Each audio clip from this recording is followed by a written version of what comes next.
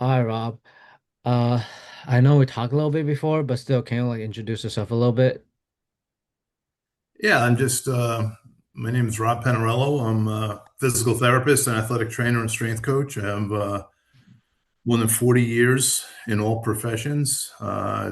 Established a business with some associates, worked in strength and conditioning at both the collegiate and professional levels as a head strength and conditioning coach, and was also a director of performance, health and performance in the NFL.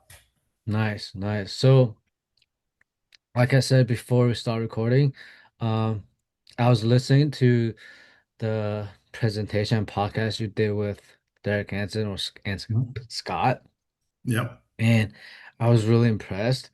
I like Well, how thank you. I like your way to approach like rehab. So that's the reason I want to have you.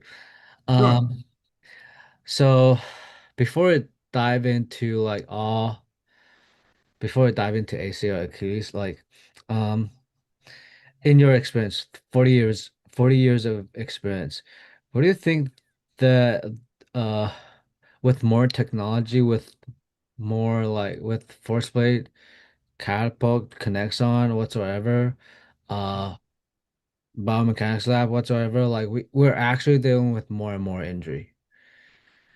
Okay. Well, I don't think, especially in violent sports like football, I don't think you could prevent injury, right? Because you can't predict weather, you can't predict, the surface, the coefficient of friction or the grip strength on these surfaces with different weather conditions. Um, you know, Contact. You don't know how a player is going to be hit. You can't predict if someone's going to hit in the shoulder and get an AC joint injury or a fracture. Things like that.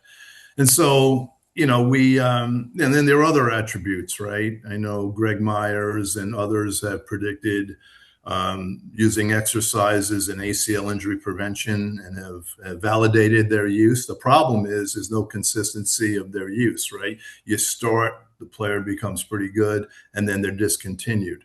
And so, it's a high velocity, high stress sport, a lot of these sports, and they're not linear in nature unless you're a sprinter, et cetera. And I just don't think you can predict them. So we try to best prepare our athlete for performance in their sport. And that's probably the best thing, in my opinion, we can do for prevention of injury. My Mm, concern with technology, and we've had technology through the years. I've been an athletic trainer since 1980, a physical therapist since 1982. Okay. And so, we used to do open surgeries, and the arthroscopy came along. And so we could do more minimally invasive surgeries, and probably surgeries we couldn't do open, maybe as effectively. But we still have these injuries. We still have these things going on. Same in rehab, same in strength and conditioning. My concern with technology is I believe that technology, in some instances, is starting to dictate the programs of what we do instead of assisting in the determination of what we should do. So let me give you an example. Years ago, we had a stopwatch, right? And we timed 40-yard dashes with a stopwatch. Now we have electronic timers. So what does the technology do? It gives us a more accurate time in that 40-yard dash, right? It shouldn't predict what our program is going to be in the 40-yard dash, right? It just shows if the program we're writing, we're determining, has actually been successful. And the same thing with technology, the force output, the braking abilities, et cetera. We're measuring over time, right? Which we should do. We should test, because if you don't test, you're guessing. But the measurement should determine, or there should be a platform for the determination of what we're going to do next, how we're going to progress in rehab, how we're going to progress in training, and so on. So I have a concern as time has been going on how technology is starting to dictate versus assist in the decision making process. mm, nice, nice. So, it's hard to like when you have all these access to basically all the data you want. It's hard to like not fall into that trap. Sure. I understand. Well, I think what you have to do is, and even in business, right? You hold business meetings, and these meetings sometimes you'll receive information that is pertinent to the goals you're trying to achieve, and sometimes you have departments or individuals laying out information that may be pertinent, but it's almost like they're trying to justify their position, which isn't necessary, right? Because the reason why you're there has justified your position. And so I think instead of trying to get a number of you know valuable information, I think you have to determine, okay, you have to come up with a plan, and you have to go through the processes and the objective achievements that have to be time based in this plan, right? Because our athletes want to get back together or get back to the play at a certain time. Our strength and conditioning or performance in sports, we have to get our athletes ready to play at a certain time. So these achievements have to be time based, and they have to be valid achievements, and they don't have to be 10. They could be one or two, but you're better off having, one or two data points or achievable deliverables that will make a difference versus a number of data points or information that just provide information, so to speak. I think sometimes I agree with you, we go down the rabbit hole, and I don't think you need, the more the better, so to speak. I think you have to be more definitive and more focused, and these things will evolve. Hmm. So what do you think that like, because I talked to like different coaches, a lot of like Mhm. legendary like track coaches, strength coaches, even legendary PT, they're all like saying the same thing. Like even I was actually talking to uh uh sports technology company. Yep, Even their people are saying the same thing. Like nowadays, like we over rely on technology. We over rely on numbers. Yeah. So how like oh I can't hear you.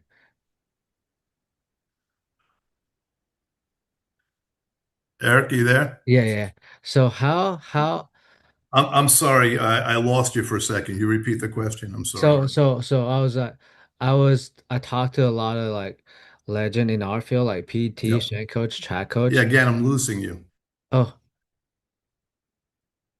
I'm losing you again. Can you hear me? Okay. Okay. Good. Yeah. Good. Yeah. I think it's my connection out here, Oh, out east. I'm sorry. oh. So like I said, I was talking to a lot of legendary track coach, PT, or Yep. strength coach, even some guys in the technology company. They're saying like we are over rely on sport technology, over rely on numbers. I agree. Yeah. So since all these people are saying the same thing, like why are we still falling into this trap? That's a good question, and I don't have a great answer for you. I think maybe that's the way they've been educated through the system. That's the way they've been educated through their mentors. I'm not sure. Okay, honestly, but here are the numbers to me that mattered. What are the physical quality requirements of your sport of participation? So you go to a track and field coach, right? And they're training a sprinter. If you want to qualify for the Olympics, what's the time that you must achieve to qualify for the Olympics? You're in the NBA. What is the jump height that is required to be effective as a professional basketball player, right? And so there are physical quality standards of the sport, and whether we're training somebody, we're rehabbing somebody, we have to go through a progression to achieve those physical quality standards. And what our testing will do, will say, okay, if they've achieved A, we can progress to B along this course of the final destination, so to speak. And that will ensure that you know whether it's your rehab program or your strength and conditioning program, et cetera, is working, right? Because they're improving on the testing. In my opinion, the testing is only part of the process that determines their return to play, or if they're ready to perform in the game situation as a healthy athlete. The demonstrated achievement, and it has to be demonstrated, not estimated, the demonstrated achievement of the physical qualities of their sport, right? Endurance, strength, power, elastic ability, speed, change of direction, etc. That signifies they're ready to return to sport or they're ready to play, in my opinion. Nice, nice. I like it. I like it. Uh, Before we dive into the rehab questions, last thing I Sure. want to ask you is, maybe this is just me, but I feel like having more technology giving us access to like all these numbers, more understanding of like, oh, we can increase someone's output more, Mm-hmm. and maybe uh our body just wasn't supposed to handle that type of output. So that's why we're dealing with more and more injury. It could be. It could be, but that's why I say. So one of the first things we do, and I always talk about this, is I have a good friend and a mentor named Al Vermeil, and he has this hierarchy of athletic development. And one of the components in the beginning of the hierarchy is to establish work capacity, right? Which is the ability to perform tasks time and time again, whether it's in the training session, whether it's over a few weeks, whether it's the whole training session, right? That you're going to fatigue, but you don't want to induce excessive fatigue because you want to be able to recover and return to the next rehab or training session with a full tank of gas, so to speak, right? So that's why in the beginning, it's very important to establish a work capacity. Then you know that you can recover from prescribed exercise, whatever environment it is, and you could develop the physical qualities of strength, explosive strength or power, elastic reactive strength or plyos, and speed. And what's important about these physical qualities is that each physical quality is dependent upon the optimal development of its predecessor. So the example I'll always give is let's talk about a 100-meter dash, right? Well, if you want to achieve top speed, right? Well, let's go from the beginning. When you come out of the blocks, you're from a dead stop, right? So you need good strength and explosive abilities to get out of those blocks, right? You're not at top speed, you're not elastic yet.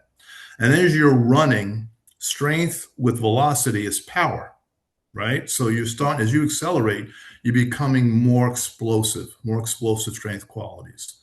Then you'll hit a speed, depending on who you read, anywhere from 5 to 7 meters a second, and you start to become more elastic. You start to rebound from the ground more than mechanically applying force consciously, so to speak, if you want to say that.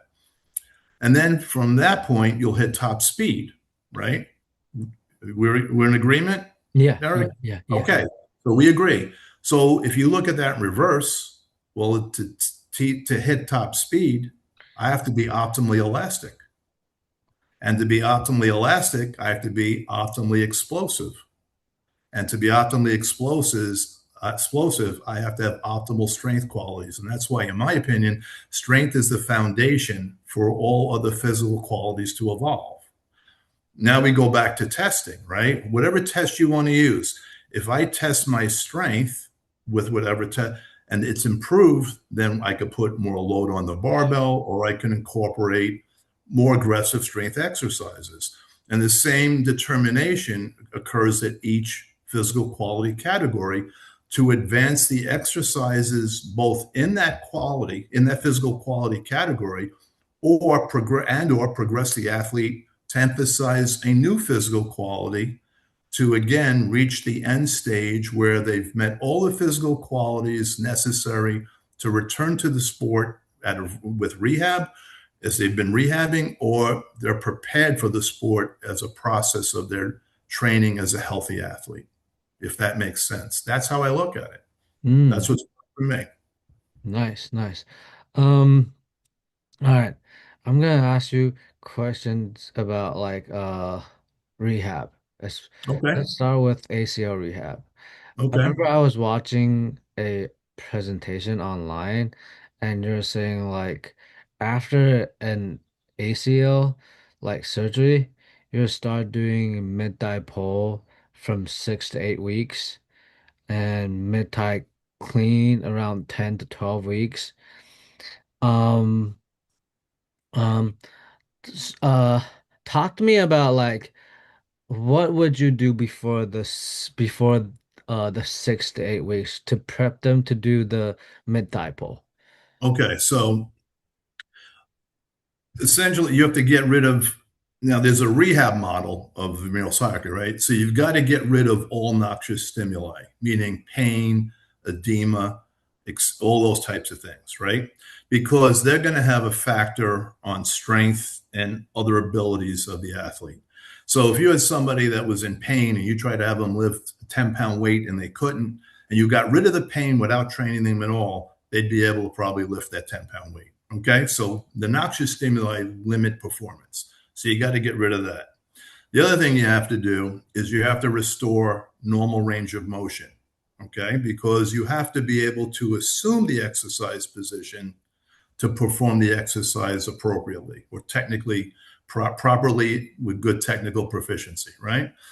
You also have to reestablish the muscles firing, right? Especially the quadriceps, because you have arthrogenic inhibition. Those muscles will shut down. And you need to introduce techniques for that, because not only do you want to assume the exercise position, you want to make sure the muscles are working, the ones you're expecting to work, and the muscles you are attempting to train through these exercise progressions, all right? Now, once they can assume the position, the muscles are firing, then you want to establish your work capacity, right? And that, so there are various ways to do that. So, we will do things like with a straight leg, because you're limited in knee flexion earlier, loaded knee flexion, right? And so we may do things like Javoric complexes modified with a straight leg, because compression gives you stability. So you have compression at the knee joint, as well as if you slightly externally rotate the feet, there's a concept called the screw home mechanism. So as you extend your knee, your tibia rotates about 10 to 15 degrees, and it gives you a mechanical locking of the knee joint. So straight is straight, whether you extend to become straight or you're standing straight. So we assume that screw home mechanism with compression, we feel we're protecting the structures of the knee. And we don't bend, right? We don't flex at the knee. We do other types of things. And you can stationary bike. You might go from a short crank bike to a regular size bike. You might use an upper body ergometer. You're going to use exercises and work time ratios, things like that, and you'll develop this work capacity while also focusing on developing levels of strength. So your focus is going to be eliminate noxious stimuli, restore range of motion, and what's important also is not only passive, but you have to restore active range of motion. We can get into that with running.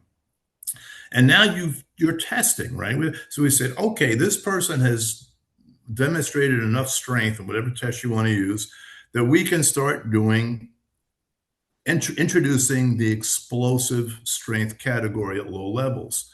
And the reason why I feel like derivatives like pulls versus the actual lift is important is because we know that quad muscles and leg muscles, there's a greater contribution of the quads going vertical than there is going horizontal, with the exception of the landing, right? So when we do hop tests, the quads really work on landing.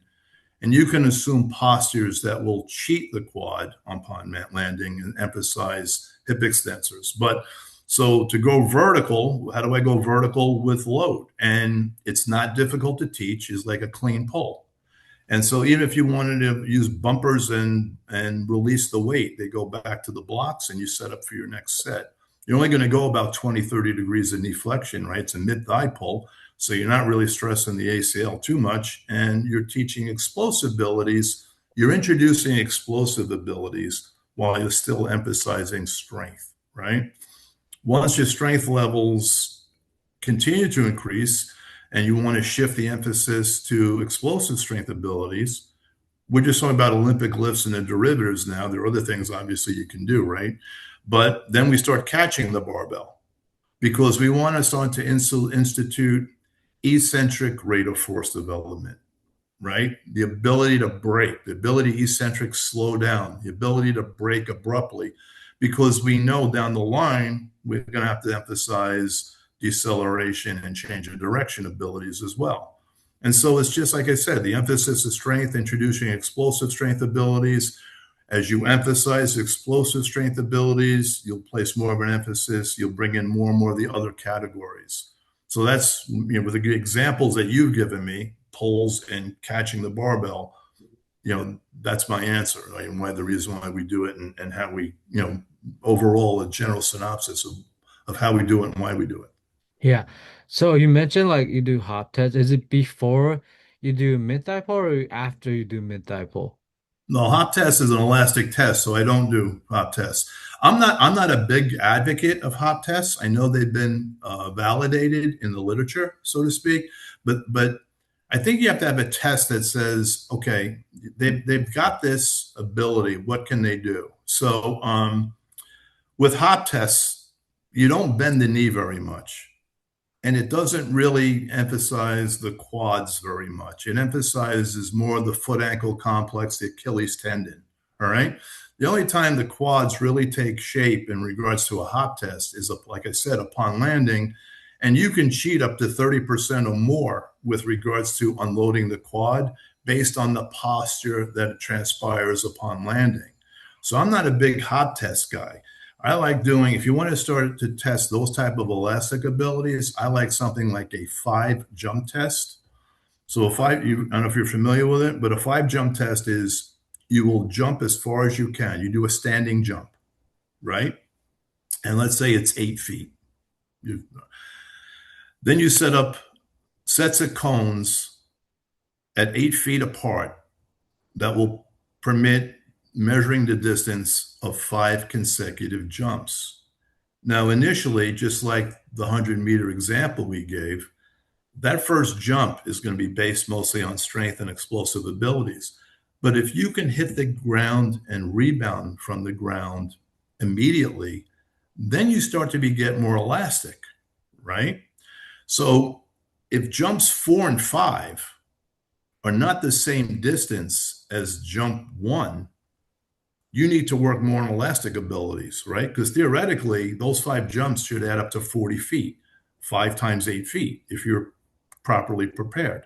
If jump 2 isn't as far as jump 1, then you need more explosive strength and more strength training. So I like 5 jump tests. And then to really progress it, instead of hop tests, I like a 5 bound test. Because as you know, with bounding, you need to put a lot of force into the ground. You need to flex the knee and hip much more than you do at a hop test.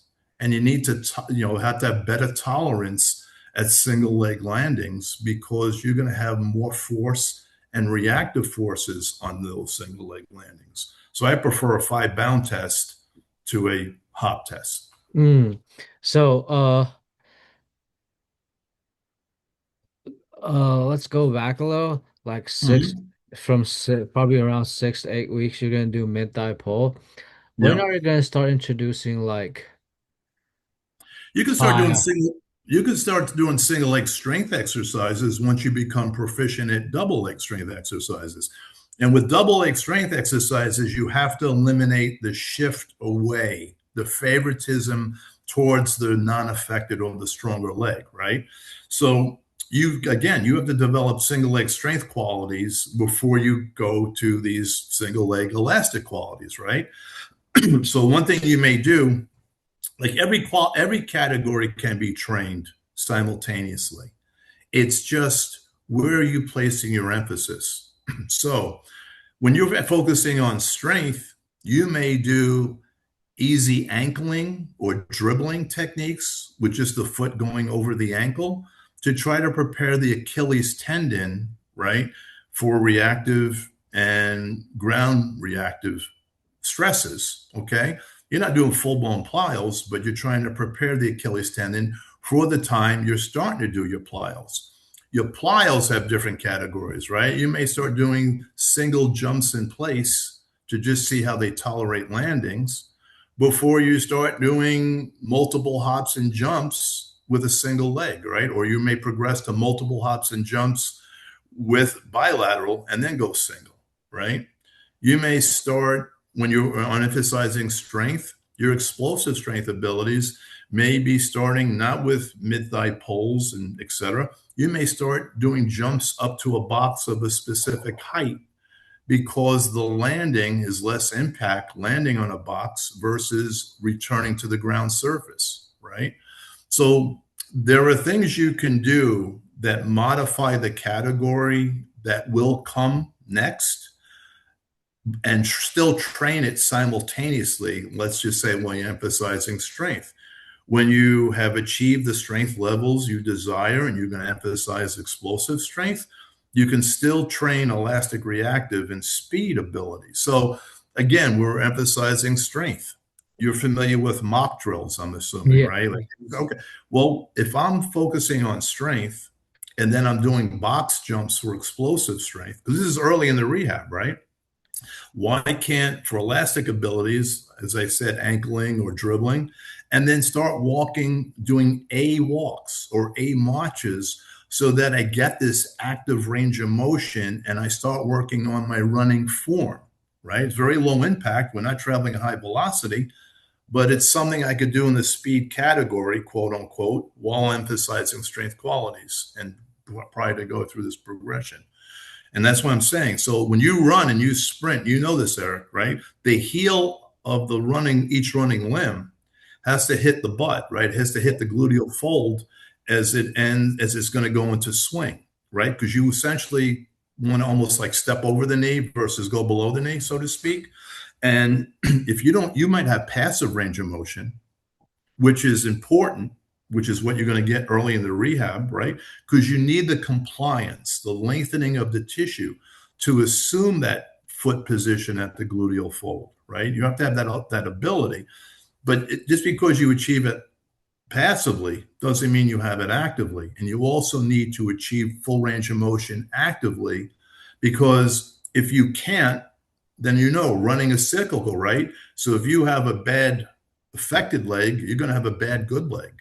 And if you have a bad swing phase, you're going to have a bad stance phase, right? So it's not only achieving passive range of motion, but you have to progress to achieving active range of motion. Mm. In any rehab scenario, we're talking about ACLs, but meniscal repair or hip surgery, anything, any type of rehab scenario, hamstring injury, etc. So I would say like uh for like this type of rehab, you introduce intensity like very early on in the rehab process. I Yes. know you kind of mentioned that already in different podcasts, but still, can you kind of explain why? I think as a profession overall, and this is my opinion, you know what they say about opinions. I think we're very good in the acute phases, the early phases of rehab. I think as the athlete progresses, we're very poor about the application of intensity. And intensity meaning the weight on a barbell or the weight lifted, the velocity that the person's going to travel, the velocity of the exercise with a weight or a jump, etc. I think we're very poor at, or not as good as at those types of programming and the application of intensity towards the mid to late return to play stages. I don't think we're very good at that, Mm. and And we have to get better at that, yeah, because that's what sport is. Sport is producing and accepting high levels of force at high velocity, right? So you know you've got to do that. yeah, yeah.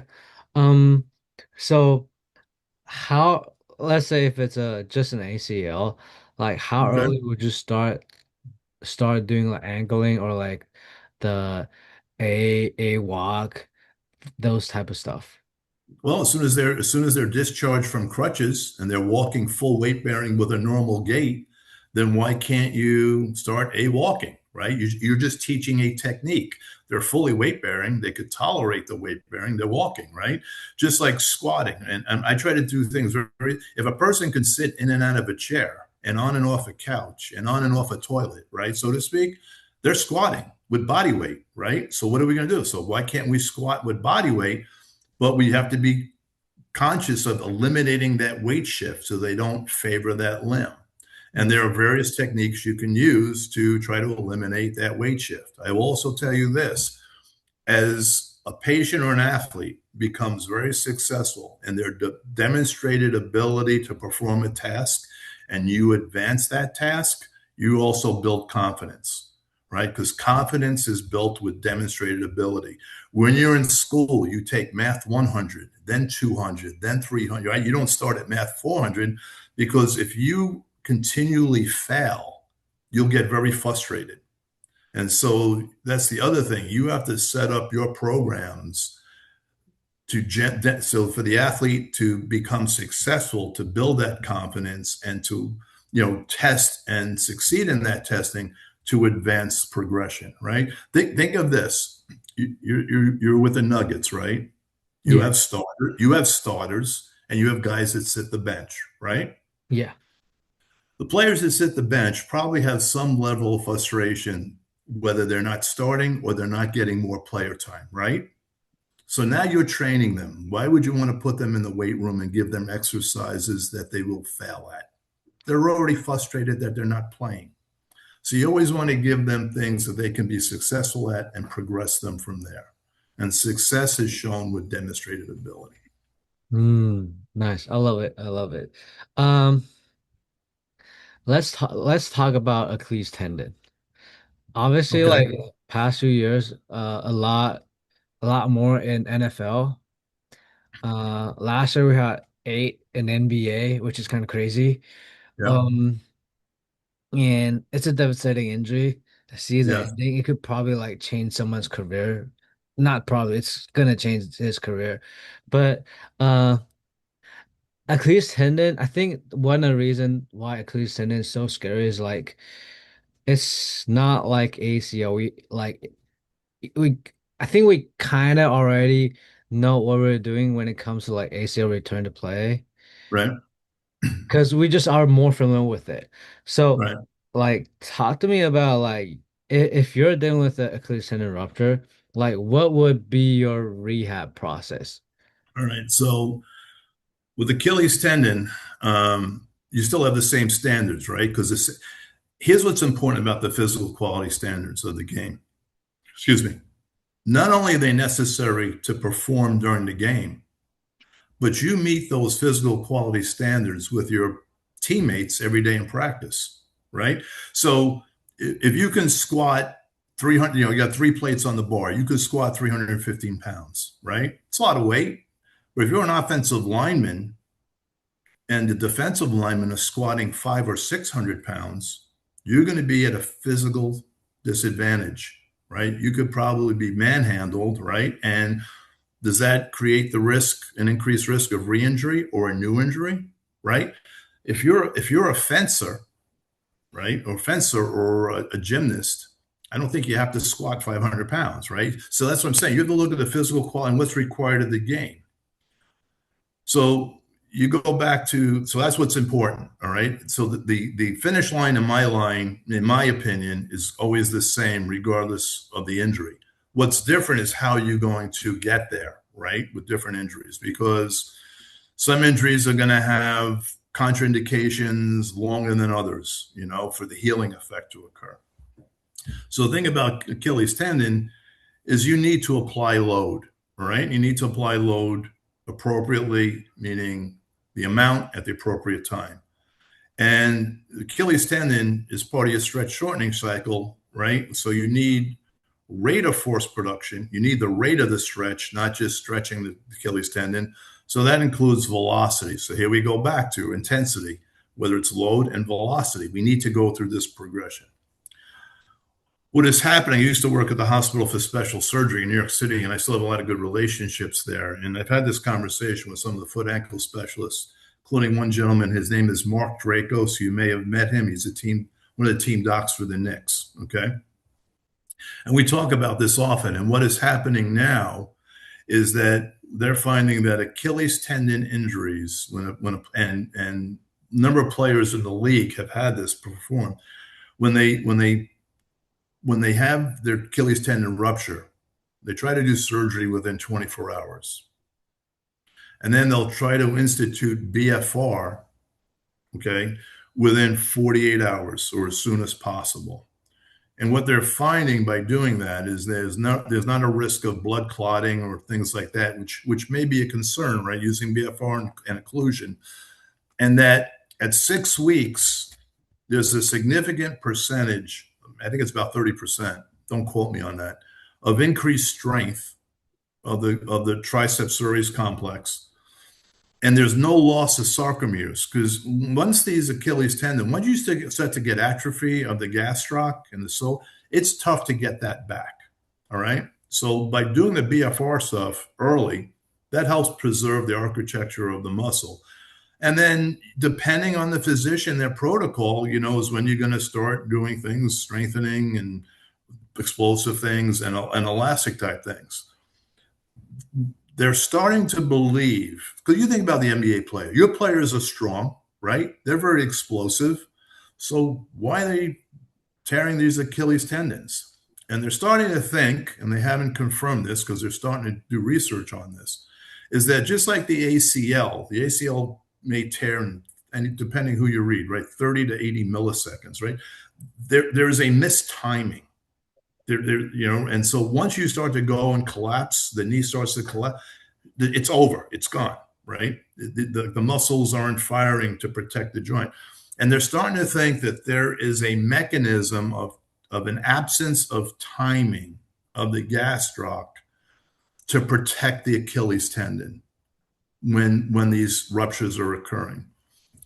Just about all ruptures have a degeneration of some type of degeneration of the tendon. All right.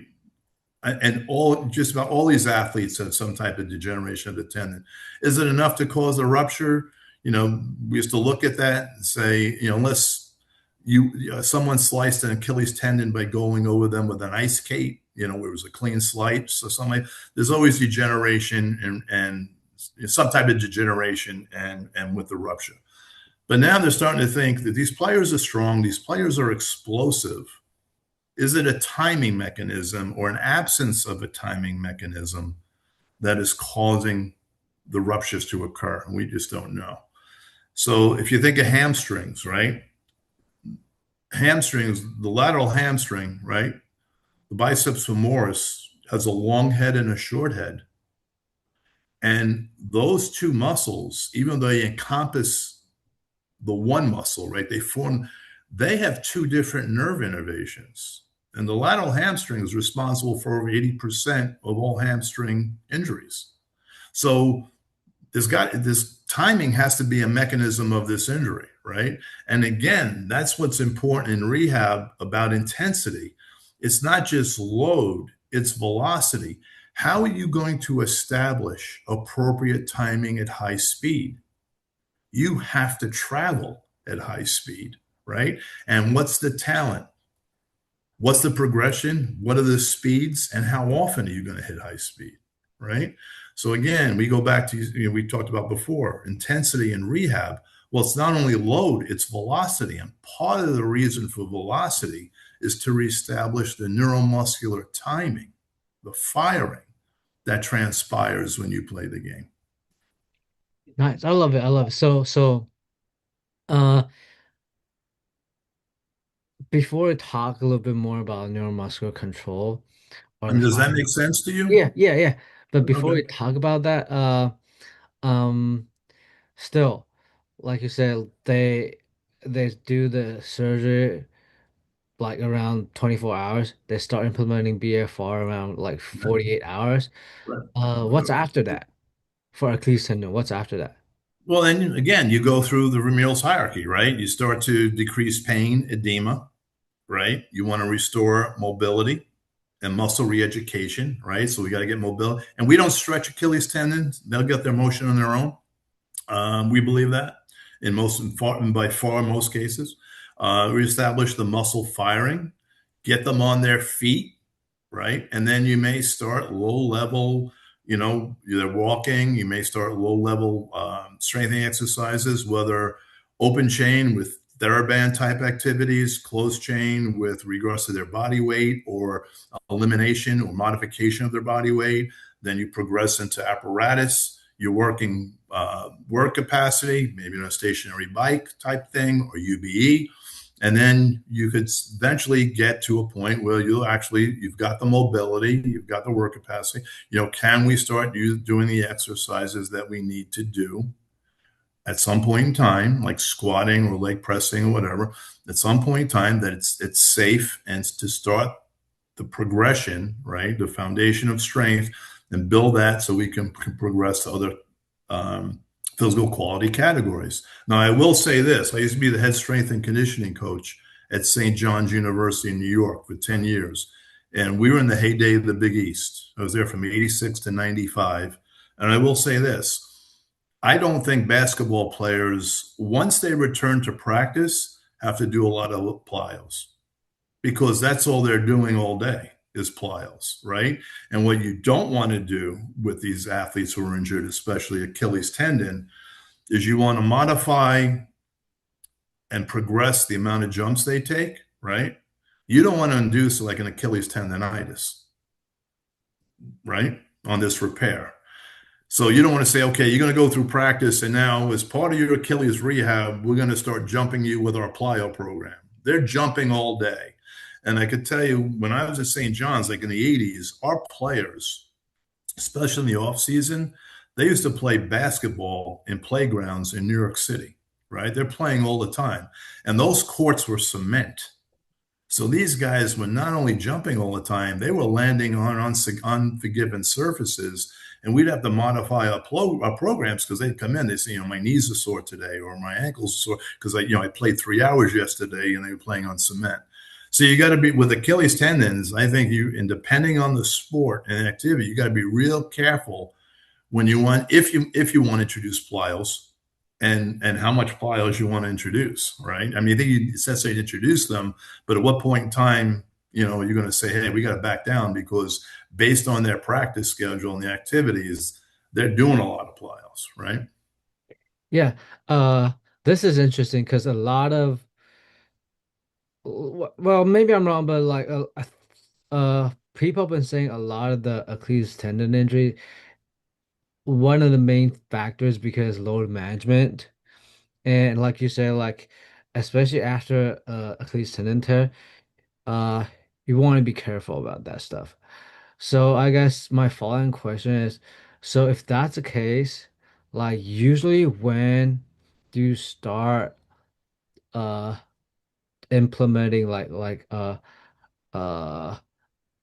AWOCs or ankle or dribbling? You have to introduce it somewhere Yeah. early. So again, A walks will transpire once they can walk full weight bearing without a boot or a brace or crutches, whatever it is, at some point in time. We're a little bit more conservative on applying ground forces and the ground reactive forces as well with Achilles tendon. So that'll happen months down the road. I don't think you have to push anything. I don't think you have to rush anything because if you injure an Achilles tendon repair, you're going to have a lot of problems, right? The other thing is, the reason why we don't stretch Achilles tendons early in the rehab process is they don't have a propensity to restore their tension, so to speak. So think of a rope, right? If you have slack in a rope, you have to go through a greater range of motion to elicit tension or make that rope taut, right? So if you stretch out the Achilles, you're going to need a lot more plantar flexion. You're going to need not a lot, but you'll need more plantar flexion to take out the slack, if you want to call it that. And therefore, there's not as much range of motion left to produce force application. So that's why you don't stretch Achilles tendons like into dorsiflexion. And you don't want to irritate uh, or damage the Achilles tendon. So we're more conservative with those types of things with Achilles tendons than we are with ACL because you have a healthy Achilles tendon. The other thing with Achilles tendon is I'm more conservative with an older athlete because as you age, and you're talking about late 20s, early 30s, okay, the collagen that replaces is the part of the healing effect. The number of cells, it's still great, but the number of cells is less, and the quality of the cells is less compared to when you're in your early 20s or your late teens. And so that's why, in my opinion, so many of these athletes in their early 30s or mid, when they tear their Achilles tendon and they return, A, they're not the same, or B, they don't make it back, right? And with Achilles tendons, generally, if you look at the literature, the first year they come back is usually a subpar year. It's usually the second year that they come back where they have their normal, exceptional type performance. So Mm, again, I would just be more conservative. I hate to give timelines because yeah. people say, well, Rob said this or this. It's not, everybody's different. The age is different. The type of repair was different. Was it done within 24 hours? Was it done in 2 weeks? All those things factor in. So I'm very general very often on these podcasts because, I want the clinician or the strength and conditioning or the sports science professional to determine this what's in front of me. This is unique, to me and to the player, and this is how we're going to figure it out. Mm, As a group, right? With the training staff, with the docs, with the strength coaches, with the sport, and then the other thing, obviously, is sports psych, right? To be able to have the confidence to load that thing. mm. Um, so neuromuscular control, Yep. or some people will use the term proprioceptor or Hmm. proprioception. Yep. Um, Obviously, like I think with like PT strength coach as a like practitioner as a whole, we focus too much on the injury side or the biology. Like a Yep. lot of times the timeline take like forever to come back. Right. But if you talk to like I said, a lot of the legendary PT or legendary track coach or strength coach, they like to introduce intensity way early, Yep.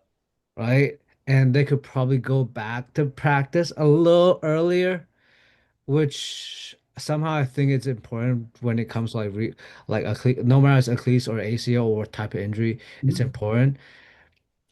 Because the longer you take them away from the sport, it's take them away from practice, it's gonna take longer for them to get back. Agreed. So talk to me about like uh outside like introducing these stuff early on because of intensity. Talk about like your thought process on like proprioceptor or neuromuscular control. Okay. So you got to get them on their feet, right? But you have to get them on their feet when it's safe to get them on their feet. So that you get them on their feet, and then you're going to progress. Again, it's the same thing to me. Intensity, whether it's load and velocity, which with velocity you will also develop a balance type qualities. With intensity, Bob Mangine has shown that we have arthrogenic inhibition of the quads, right? And those types of things. And with the application of intensity, the brain does light up, whether it's using electric stim on a quad versus not using electric stim and just having a voluntary contraction of the quad. My point is, overload stimulates the brain in regards to, and also the frontal cortex, which is responsible for these neuromuscular transactions to occur, so to speak. So you need load, you need a velocity. You can go, real early. You could try to do imbalance activities, those types of things that you'd like if you think those things are important for proprioception. Everybody has their opinion of what's important for proprioception. But the bottom line is that with whatever modality, whatever technique you use, you have to go through this progression of load and velocity, right? Or quote unquote intensity, and test periodically. And once they pass the test that you deem important, right, through these progressions, they'll get to a point where they're able to demonstrate this ability, which also correlates to athlete confidence. And they've demonstrated the ability to show these physical qualities are now present to allow a return to practice. Now they return to practice. What are you going to allow them to do, right? How much of the practice?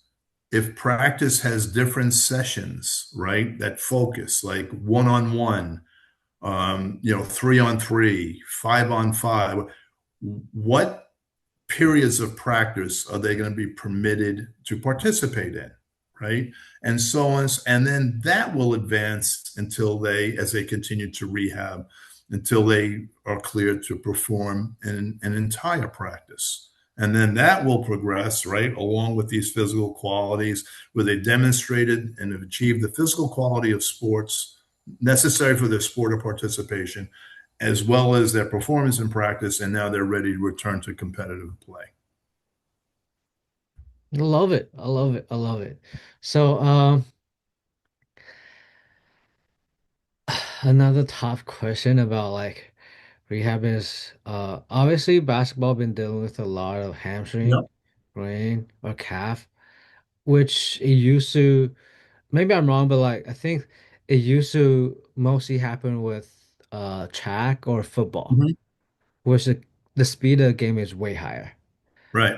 Right? If you compare it, like people have been talking about the speed of the game is getting faster and faster. I'm like, bro, if you look at the LPS system or whatever system in the basketball game, the speed is like what?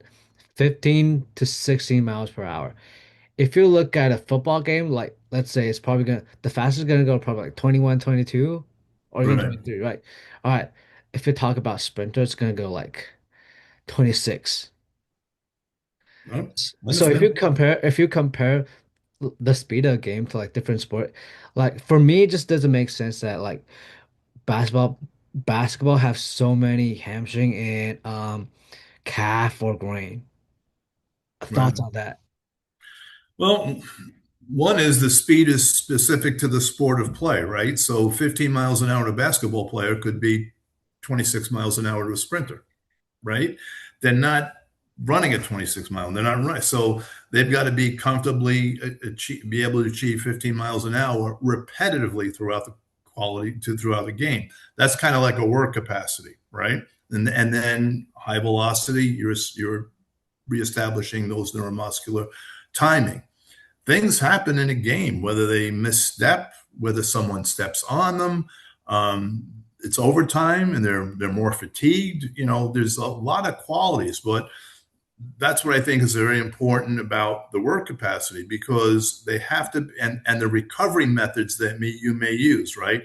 Fluids, sleep, if you believer in red light or ice tubs, right? Contrast baths, BFR recovery, all these modalities are out there. Whatever you think is best and most proficient for your athletes, but they've got to be able to recover. And you're traveling, you've got these road trips, 2, 3 weeks, you have games back to back night. There's just so many factors. I think it's hard to pinpoint, what is the cause of all these things, as long as you have developed and are satisfied with all the physical qualities that they display to allow them to play the game, that are required to play the game.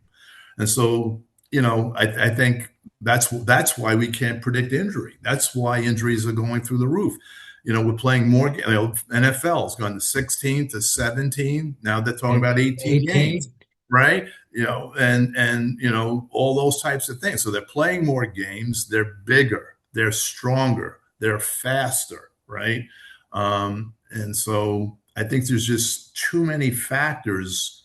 And so when you make these claims that we can prevent injury, I think you have to be really careful about when people are making those claims. And the people making those claims are very often someone who's selling a product, right? And I get it, right? I'm a capitalist too, right? I get it, all right. But I don't believe we can prevent injury. I think what we are best at, or I think what we should emphasize, is preparing the athlete to play. And once they're injured, because they're going to get injured, right? The NFL season, everybody's hurting. It's just, is it a bump and bruise or is it a significant injury, right? But they could still play as long as they're not at risk of enhancing or making that injury worse. But everybody's hurt, right? And so probably the best thing we can do, and I'm not saying don't give up on injury prevention, right? It's probably more injury mitigation. Once they're hurt, what are the techniques that we can utilize to best return them to the game? Because the best ability is availability, right? The old saying. And then what are the best programs and techniques we can use, right? Because there is no the best, because if there was one, everybody would be doing it, so that our athletes are prepared to play the game. Mm. Because I'm not convinced we're going to prevent injuries because they All keep right. getting worse every year, Yeah. All right. or not worse in regards to the type of injury, just the number of injuries keep going up every year, right? The volume of injuries keep going up every year. All right. I wasn't gonna ask this at the first place, You can but ask whatever you like. If I hope I have an answer, you could ask me. I have nothing to hide. all right. Thoughts on Nordic hamstring curl and groin squeeze. I think those types of things. Again, they're in the beginning of the rehab phase, right? I think that they build strength, right? But they build strength at low velocities, right? So they're the platform where you want to build a foundation of strength. That's fine. You go to Nordic to razor curls, right? You're going to same category of exercise, but you're progressing the difficulty of the exercise, so to speak, right? But they don't reach that. If you look at EMG studies, all right, I know people can argue about EMG. We'll leave that for another time, okay? But if you look at EMG studies, the muscle output during sprinting far exceeds the muscle output during a Nordic. So I don't believe you say you're able to do these Nordics, now you're ready to return to play, right? It lacks velocity, but it does set the foundation so that you can advance categories into velocity, right? So to speak. And so I think it has its role, just like every exercise has its role, but I don't think that it is the jump from a good Nordic test means you're ready to return to play in a high velocity sport. Mm, mm, mm. Another question, like obviously all the sport been trying to explore the biomechanics lab. Mm-hmm. Baseball been doing this for like 10, 15 years. Yep. Hockey, I started trying to do this. Basketball, I started trying to implement this. Football, I know I'll start trying to implement this. But if you talk to like different people, like if you talk to a tendon expert, they'll say we're not gonna get anything out of that. But if you talk to a biomechanist, they'll say like, oh, we got like somehow they're still valid in it. Mm-hmm. Thoughts on like implementing this new technology or a new toy? I don't know. I think that every profession is going to be biased to their profession, right? Uh, and that's normal. That's just the way it is, right? Because again, like I said, I've had meetings where instead of getting the data that I think would be most applicable to help us, sometimes I get data from an individual or a department that just tries to justify their position. And I'll have conversations with them after the meeting saying, you don't have to justify your position. You're already here. Let's get the data. Let's get the information that's pertinent. It's going to help us. And so, yeah, I mean, biomechanics, I think everything has its valid place in the process. I personally just don't want 1,000 data points. I want, what's going on. So let's say you have someone who's hurt and you take them through a biomechanical analysis. You could see, okay, look, he's running. I mean, sometimes if you're a really good coach, you have the eye test, but obviously you can't see, a difference of 5 degrees or something, which may be important in pitching, so to speak.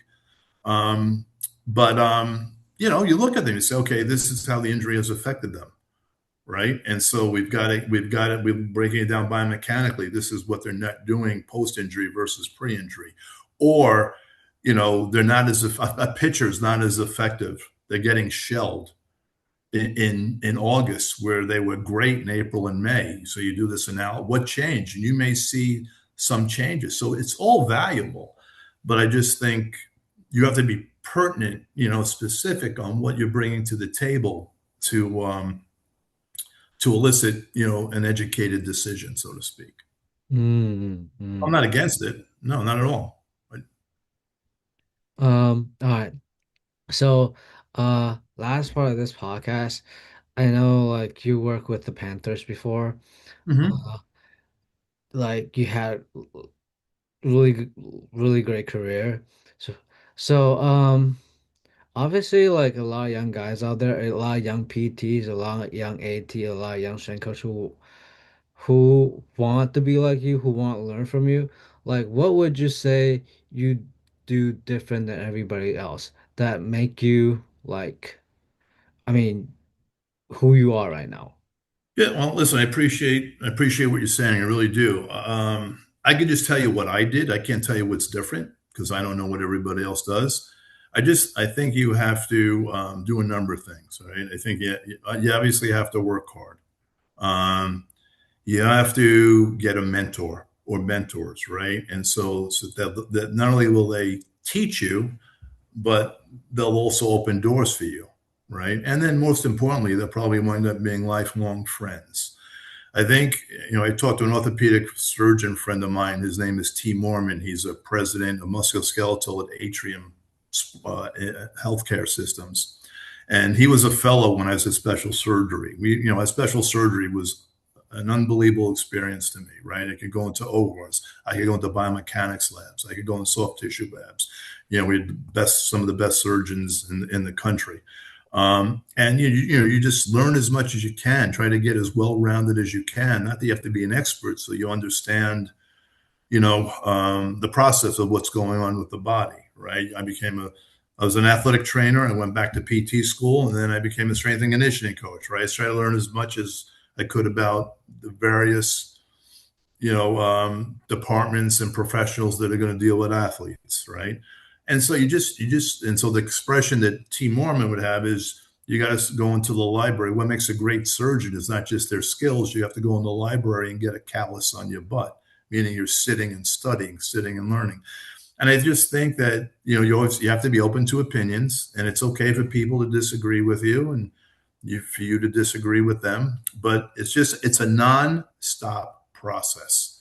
And I would not, if you have certain dreams, I would not give up on your dreams, because the only time you definitively will not achieve the successes you want in your career or your dreams is if you quit, because then you determined it's over, and it's not going to be easy, and you're going to get frustrated, and there's going to be a lot of turns and twists, etc. But just be persistent in what it is you want to achieve. And so, how do you separate yourself from everybody else?